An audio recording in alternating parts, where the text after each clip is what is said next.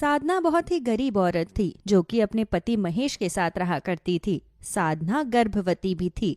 साधना का पति महेश जमींदार के यहाँ चौकीदारी का काम किया करता और उसी से उनके घर का गुजारा हुआ करता था। साधना के ससुराल वालों के पास खुद का एक खेत तो था, लेकिन वो बंजर पड़ा था, इसीलिए वो उनके किसी काम का नहीं था। ऐसे ही एक दिन जब महेश काम से घर आता है तो साधना उससे कहती है, महेश जी, आज भी आपको आने में रात के 11 बज गए। आखिर जमींदार जी को आप पर बिल्कुल भी तरस नहीं आता है क्या, जो वो आपको 11 बजे तक काम पर लगाए रखती है?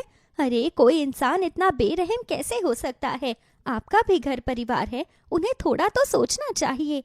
क्या करूं साधना, मुझे कुछ समझ में नहीं आता कि आखिर ऐसा कौन सा रास्ता है जो मैं इस मेहनत से बच सकूं। क्योंकि सच में जमींदार मुझसे बहुत ज्यादा ही मेहनत करवाता है। पहले जब हमारे खेत अच्छे खासे थे तब जमींदार और मेरे पिताजी दोस्त हुआ करते थे, लेकिन जमींदार ने अपने साथियों को भेजकर न जाने कौन सा रसायन मेरे खेतों पर छिड़वाया जिससे मेरे खेत बंजर हो गए। अब ना ही कोई गांव का इंसान उस जमीन को खरीदने को राजी है और ना ही वो जमीन उपजाऊ हो रही है। चाहकर भी मैं अपने खेतों पर काम नहीं कर पा रहा। और ऐसे इंसान के पास फिर भी आप काम करने के लिए जाते हैं? आपका तो खून खौल जाना चाहिए जमींदार का चेहरा देखते ही। पापी पेट सब कुछ करा देता है साधना। जमींदार से ज्यादा अमीर इस गांव में कोई नहीं, और चौकीदारी के काम में जितनी तनख्वाह मुझे जमींदार देता है उतनी कोई दे नहीं सकता। इसीलिए जिंदगी में कभी कभी हालातों के साथ समझौता करना ही पड़ता है। मैं भी वही कर रहा हूँ। महेश ये बोलकर उदास हो जाता है और साधना रसोई में जाकर उसके लिए खाना बना कर लाती है, जिसके बाद दोनों पति पत्नी खाना खा लेते हैं। महेश तो सो जाता है, लेकिन साधना को पूरी रात नींद नहीं आती और वो अपने मन में कहती है, आखिर कोई जमीन कितनी ज्यादा बंजर हो सकती है? ऐसा कौन सा रसायन छिड़क दिया उस जमींदार ने मेरे पति के खेतों पर, जो इतने सालों से वो जमीन बांझ हो गई है? अगर मैं बिना किसी को बताए खुद उस जमीन की खेती करूं तो क्या बुराई है? जब 5 सालों के बाद मैं खुद गर्भवती हो सकती हूं, तो वो जमीन वापस उपजाऊ क्यों नहीं हो सकती? साधना ने ठान लिया था कि बिना अपने पति को बताए वो खेत पर जाकर खेती करेगी। वो गर्भवती थी, लेकिन फिर भी वो मेहनत करने से कभी भी पीछे नहीं हटती। जब वो खेतों की तरफ जा रही होती है तो उसकी दोस्त तुलसी उसे मिलती है और कहती है, अरे साधना, इस हालत में कहाँ जा रही हो? तुझे तो घर पर आराम करना चाहिए। बाहर देख, ठंड कितनी ज्यादा हो रही है और देश के अंदर प्रदूषण भी बढ़ता जा रहा है। ये सब तेरे बच्चे के लिए ठीक नहीं है। तुलसी मेरी बहन, मैंने सोचा है कि मैं अपने ससुराल की बंजर खेत पर खेती करके देखूंगी। क्या पता मेरी ही मेहनत रंग ले आए। वैसे भी औरत तो घर की लक्ष्मी होती है, और जब लक्ष्मी मेहनत करती है तो उसे उस मेहनत का फल जरूर मिलता है। देख ले बहन, तेरी मर्जी है। मैं तो तुझे यही कहूंगी कि तुझे इन सब चीजों से दूर रहना चाहिए। ना जाने कौन सा रसायन छिड़का गया था तेरे खेतों पर। पूरा गांव जानता है उस बारे में, लेकिन जमींदार के डर से कोई भी इस बारे में मुंह खोलने को तैयार नहीं है। भगवान ना करे, पर अगर अभी भी उसका असर उस खेत पर हुआ और तुझे या तेरे बच्चे को कुछ हो गया तो? नहीं नहीं तुलसी, ऐसा नहीं है। शुभ शुभ बोल। देख साधना, तू मेरी सहेली है, इसलिए तुझे समझा रही हूँ। बाकी तेरी मर्जी। अच्छा, मैं चलती हूँ। तुलसी ये बोलकर चली जाती है, लेकिन साधना उसकी बात नहीं मानती और खेतों पर चली जाती है। वो अपने पल्लू में बैंगन के बीज दबाकर लेकर गई थी। उसने सोचा था कि वो बैंगन की खेती करेगी, क्योंकि उसके गांव में बैंगन की मांग बहुत ज्यादा थी। अब उसने पूरे खेत के अच्छे से खुदाई की और बैंगन के बीज छिड़क दिए और पानी से अच्छे से सिंचाई कर दी। वो एक पेड़ के नीचे थक कर बैठ गई और सोचने लगी, बस इतनी मेहनत रंग ला जाए कि थोड़े बहुत बैंगन हो जाए, फिर मैं खुद ही महेश जी की नौकरी छुड़वाकर उन्हें बैंगन बेचने के लिए भेज दूंगी। साधना ये बोलकर घर चली जाती है। कुछ दिन ऐसे ही गुजरते हैं। साधना रोज खेतों पर मेहनत किया करती और उसी पेड़ के नीचे थक कर सो जाया करती। एक दिन जब वो इसी पेड़ के नीचे सो रही थी, तभी उस पेड़ पर बैठी हुई एक चिड़िया अचानक जोर जोर से शोर करने लगती है। साधना की आंख खुलती है और वो चिड़िया को देखकर कहती है, क्या हो गया है? ये चिड़िया इतना ज्यादा शोर क्यों कर रही है? ऐसा लग रहा है जैसे ये मुझे कुछ कहना चाहती है। अब साधना चिड़िया के पास जाकर देखती है तो उसके पंजों में एक कांटा चुभा हुआ था। अब साधना उस चिड़िया को बड़े प्यार से अपने हाथों में पकड़ती है और कहती है, नन्ही चिड़िया, यही कांटा तुम्हें परेशान कर रहा है ना? रुको, मैं अभी इसे निकाल देती हूँ, उसके बाद तुम्हें बिल्कुल दर्द नहीं होगा। साधना ने उस चिड़िया के पंजे से उस कांटे को निकाल दिया और जैसे ही उस कांटे को निकाला, अचानक एक रंग बिरंगी रोशनी उस चिड़िया से आती है और वो रोशनी पूरे खेत को घेर लेती है, जिसके बाद जो बंजर खेत था उसके अंदर सोने के 4 बैंगन उगाए। ये देखकर साधना हैरान हो गई। तभी वो चिड़िया एक परी में बदल गई और बोली, साधना, तुम बहुत अच्छी हो, जिसने इतनी तकलीफ में अपने परिवार वालों का साथ निभाने की सोची और मेरी भी मदद की। ये जादुई बैंगन लेकर चली जाओ, ये सोने के है। लेकिन साधना, ध्यान रहे, तुम्हारे मन में लालच नहीं आना चाहिए। परी ये बोलकर वहां से चली जाती है, जिसके बाद साधना बहुत ज्यादा खुश हो जाती है क्योंकि उनकी सारी परेशानी अपने आप जो ठीक हो गई थी। ये सब देख साधना अपने आप से कहती है, अरे वाह, अब तो हमारी सारी परेशानी ही दूर हो गई है। अब हमें इतने बैंगन की जरूरत नहीं है, सिर्फ एक बैंगन ही लेकर चली जाती हूँ। बाकी के बैंगन जब जरूरत होगी तब ले जाऊंगी और इस एक बैंगन को बेचकर मैं अपने घर की मरम्मत करवा लूंगी और अपने पति को एक अच्छा सा काम करने को कहूंगी। इतना बोलकर साधना अब एक बैंगन तोड़कर घर ले आती है और उस बैंगन को बेचकर सारे पैसे महेश को दे देती है और सारी सच्चाई बताती है। महेश भी ये बात सुनकर खुश होता है, जिसके बाद महेश उस बैंगन को बेचने पर आए हुए पैसों से अपने घर की मरम्मत करवाता है और गांव के अंदर एक परचून की दुकान खोल लेता है। वहीं जब जमींदार को इन सब चीजों के बारे में पता चलता है तो उसे इस बात की भनक लगते देर नहीं लगती कि साधना के खेत में जादुई सोने के बैंगन हैं। ये सब जानने के बाद उसने अपने आप से कहा, अगर उस महेश के खेत से बचे हुए 3 सोने के बैंगन मैं चुरा लूं तो किसी को क्या ही पता चलेगा। वैसे भी आज नहीं तो कल गांव का कोई ना कोई इंसान उस बैंगन को चुराने की कोशिश जरूर करेगा। उसी रात को जमींदार उसके खेत में जाता है और वो जादुई सोने के 3 बैंगन तोड़कर ले आता है और उस बैंगन को अपने घर लाकर बहुत खुश होता है और अपनी पत्नी से कहता है, देख रही हो भाग्यवान, इस सोने के बैंगन को। अरे अब इसे बेचकर हम शहर के अंदर एक बड़ी कोठी लेंगे और इस गांव को छोड़ देंगे और एक बड़ी सी महंगी गाड़ी लेंगे और हम दोनों पति पत्नी विदेश यात्रा पर भी चलेंगे।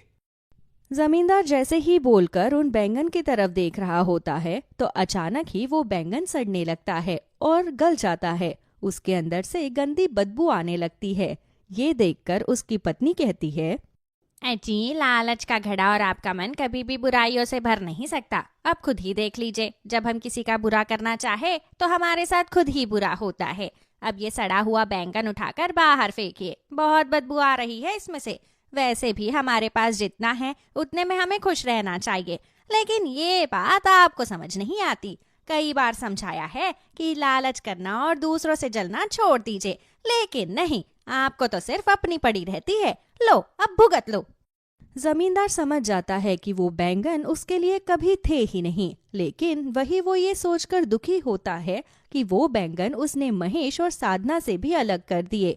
और कुछ दिनों के बाद जब साधना और महेश अपने बैंगन देखने के लिए जाते हैं तो उन्हें वहां पर वो बैंगन नहीं मिलते, जिसे देख साधना उदास हो जाती है और कहती है, महेश जी, मैंने सोचा था कि हमारी जिंदगी तो फिर से पटरी पर आ गई है, लेकिन शायद मैं गलत थी। पता है, जब बैंगनों को मैंने देखा तो सोचा कि हम जैसे गरीबों को ठंड की वजह से कितने मुश्किल से गुजरना पड़ता है।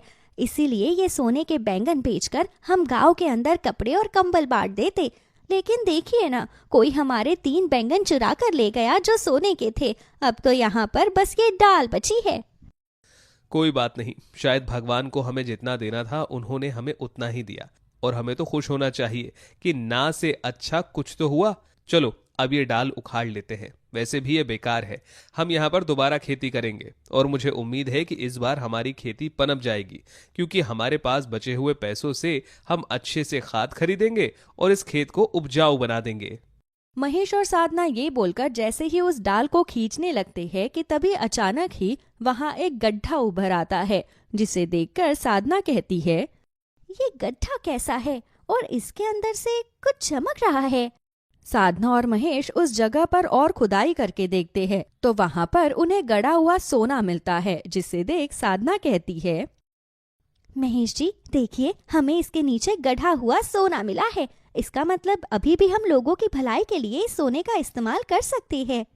हमारे मन में कभी भी लालच नहीं आया था साधना, इसीलिए भगवान ने भी हमारा साथ दिया और देखो हमें खुद ही रास्ता दिखा दिया कि हम लोगों की मदद कैसे कर सकते हैं। इन पैसों से हम गरीब लोगों में कंबल और कपड़े बांटेंगे और कुछ गरीबों के घर भी ठीक करवा देंगे ताकि ठंड से उनके परिवार को तड़पना ना पड़े, जैसे इस गरीबी में हम तड़प रहे हैं।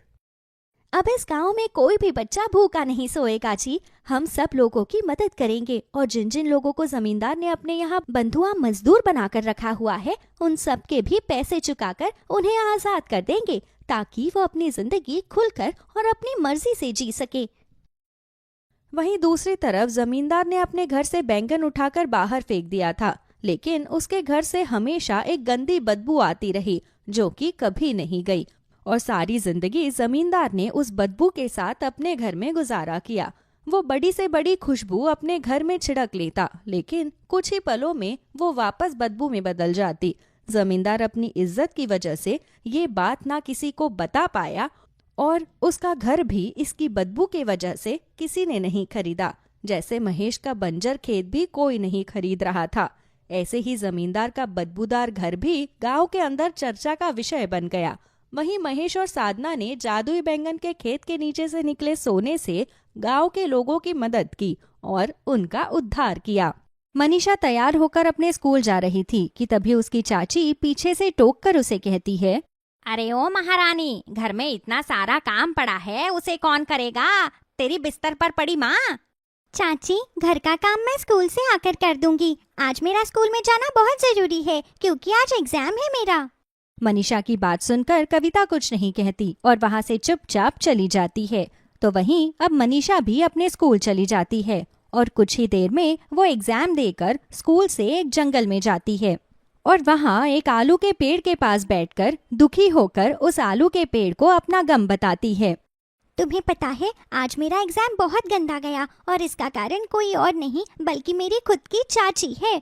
वो मुझसे बहुत काम करवाती है जिस कारण मैं पढ़ नहीं पाती। मुझे तो समझ नहीं आ रहा कि मैं क्या करूं। वो बहुत बुरी है। जब से माँ कोमा में गई है तब से चाचा और चाची दोनों मिलकर बहुत अत्याचार करते हैं मुझ पर, सिर्फ इसीलिए क्योंकि वो मेरी सारी प्रॉपर्टी हड़पना चाहते हैं। इस तरह मनीषा आलू के पेड़ को अपना दुख बताती है। दरअसल मनीषा अपनी माँ सुनीता और चाचा चाची के साथ रहा करती थी। सुनीता अक्सर बीमार रहा करती थी। सीधे शब्दों में कहे तो सुनीता कोमा में थी। सिर्फ इसलिए विवेक और कविता आए दिन मनीषा से काम करवाते रहते थे। कुछ ही देर में अब मनीषा स्कूल से सीधा अपने घर आती है और अपनी माँ के पास जाकर बैठ जाती है। माँ, आप कब तक ठीक होंगी? आपको पता है ना, आप बीमार हो सिर्फ इसीलिए ये लोग मुझ पर इतना अत्याचार करते हैं। जिस दिन आप ठीक हो जाओगी और होश में आ जाओगी, उस दिन सब कुछ ठीक हो जाएगा। मनीषा अपनी माँ से ये सारी बातें बोल ही रही थी कि इतने में कविता वहाँ आती है और मनीषा के बालों को पीछे से पकड़कर उसे वहाँ से उठाते हुए कहती है, ओ महारानी, जब स्कूल से आ गई हो तो घर का काम कौन करेगा? इस तरह स्कूल से आकर अपनी माँ से चिपकने के लिए किसने कहा तुझसे? चल उठ और घर का काम कर। बेचारी मनीषा को स्कूल से आए हुए आधा घंटा भी नहीं हुआ था कि कविता उसे काम पर लगा देती है। कविता बेचारी मनीषा को सुनीता के पास बैठने नहीं देती। समय यूं ही गुजरता है और गुजरते समय के साथ वो मनीषा को अब ठीक से खाना देना भी बंद कर देती है। न सिर्फ मनीषा बल्कि उसकी बीमार माँ को भी वो लोग रूखा सूखा खिलाते, जिस कारण मनीषा की माँ की मृत्यु हो जाती है। लेकिन इस बात से अनजान मनीषा जब अपनी माँ के पास सुबह सुबह पहुँचती है तो, माँ, आज तो मैं बहुत थक गई, लेकिन सच बताऊं तो बाहर का मौसम बहुत अच्छा हो रहा है। इस अच्छे मौसम को देखकर मेरा तो मन कर रहा है कि मैं घर में गरम गरम पकोड़े बनाऊं और चाय के साथ पकोड़े आपके साथ खाऊं।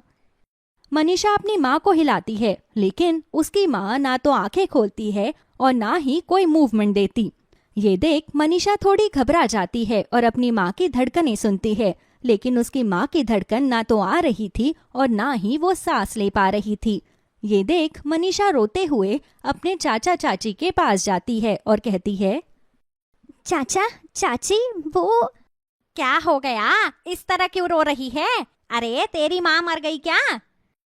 कविता के मुंह से ये बात सुनकर मनीषा वहीं अपने घुटनों के बल बैठकर फूटकर रोने लगती है। ये देख कविता और विवेक उसको देख हैरान हो जाते हैं और विवेक तुरंत भागते हुए अपनी भाभी सुनीता के कमरे में जाता है।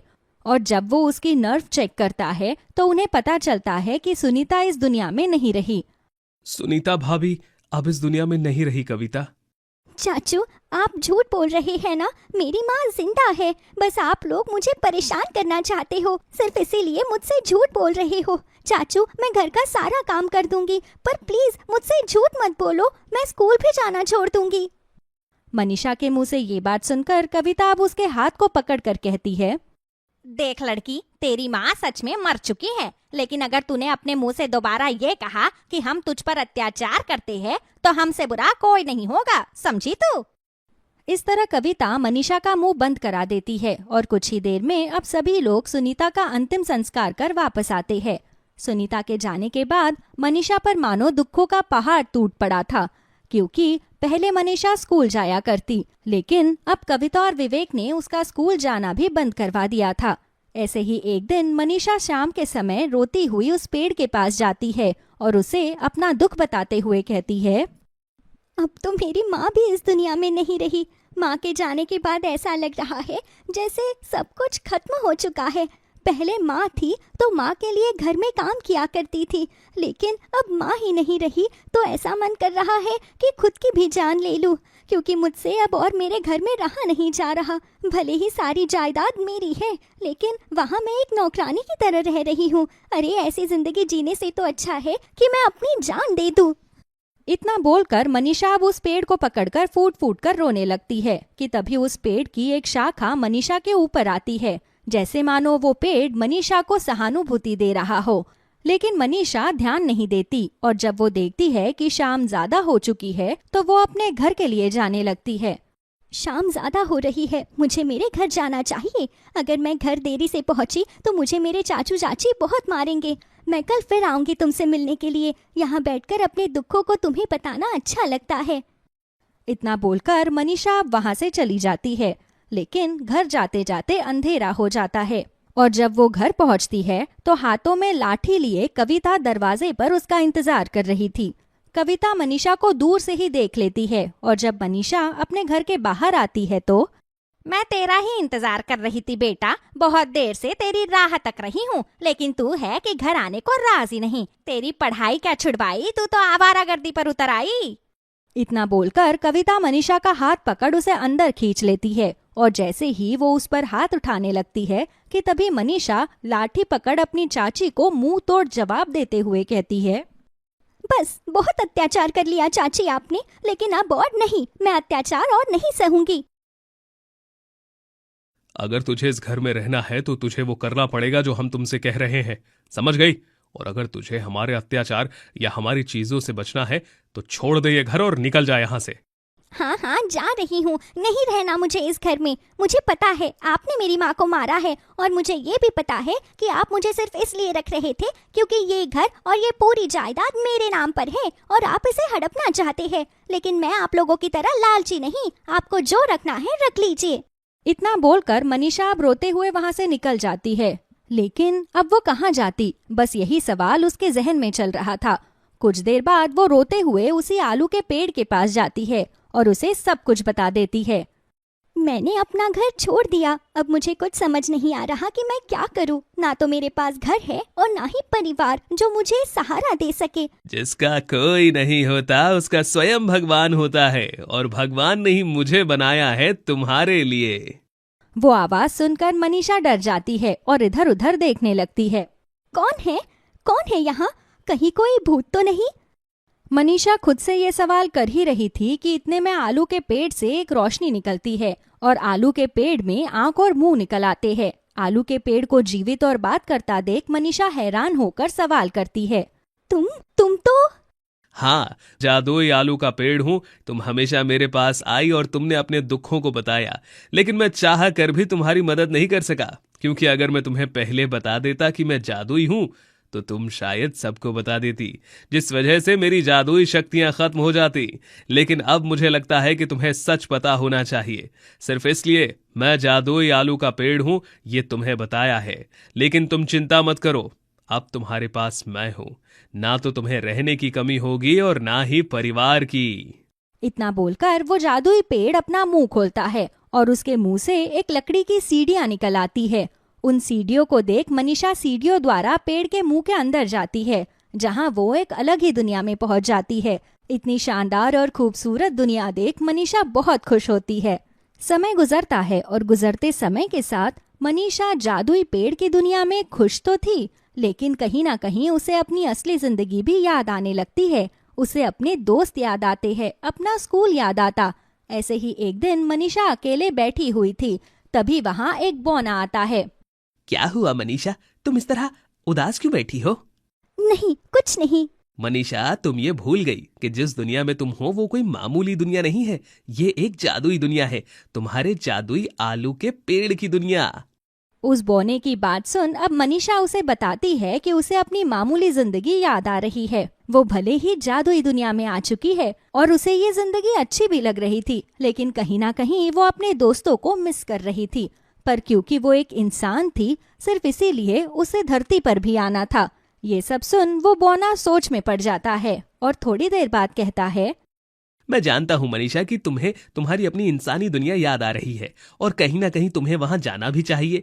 लेकिन यहाँ का एक नियम है, यदि कोई यहाँ आ जाए तो वापस नहीं जाता। पर तुम चिंता मत करो, मैं तुम्हारे लिए जादुई आलू के पेड़ से बात करूंगा। बौना ये बात बोल ही रहा था कि इतने में वहाँ जादुई पेड़ प्रकट होता है। तुम चिंता मत करो, मैं जानता हूं कि तुम इंसान हो और इंसान को अपनी असली जिंदगी में जाने का पूरा हक है। इसीलिए तुम इस दुनिया और इंसानी दुनिया दोनों में रह सकती हो। तुम्हारा जब जी चाहे तब तुम अपने दोस्तों से मिल सकती हो और जब जी चाहे तुम वापस आ सकती हो।